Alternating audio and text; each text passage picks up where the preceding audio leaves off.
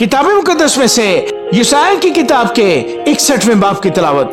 खुदावंद खुदा की रूह मुझ पर है, क्योंकि उसने मुझे मसा किया ताकि हलीमों को खुशखबरी सुनाऊं।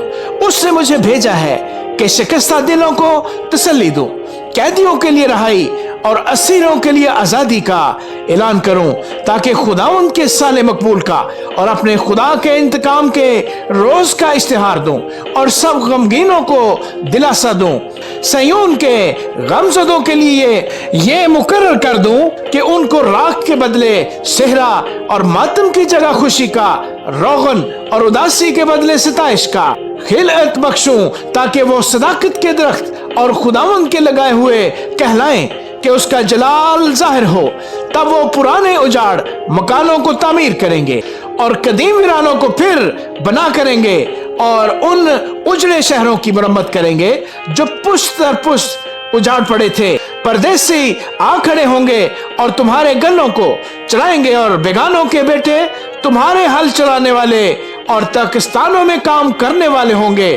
पर तुम खुदावंद के काहन कहलाओगे, वो तुमको हमारे खुदा के खादिम कहेंगे।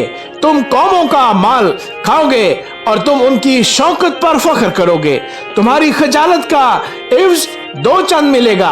वो अपनी रसुआई के बदले अपने हिस्से से खुश होंगे। बस वो अपने मुल्क में 2 चंद के मालिक होंगे और उनको अब्दी शादमानी होगी, क्योंकि मैं खुदावंद इंसाफ को अजीज रखता हूँ और गारतगरी और जुल्म से नफरत करता हूँ। सो मैं सच्चाई से उनके कामों का अजर दूंगा और उनके साथ अब्दी अहद बांधूंगा। उनकी नस्ल कौमों के दरमियान नामवर होगी और उनकी औलाद लोगों के दरमियान। वो सब जो उनको देखेंगे इकरार करेंगे कि ये वो नस्ल है जिसे खुदावंद ने बरकत बख्शी है। मैं खुदावंद से बहुत शादमान होऊंगा। मेरी जान मेरे खुदा में मसरूर होगी, क्योंकि उसने मुझे निजात के कपड़े पहनाए।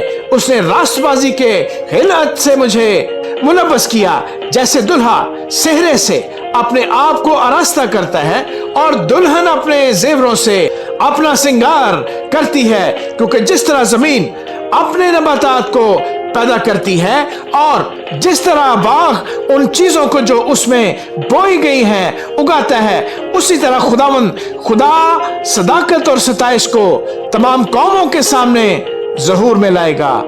आमीन।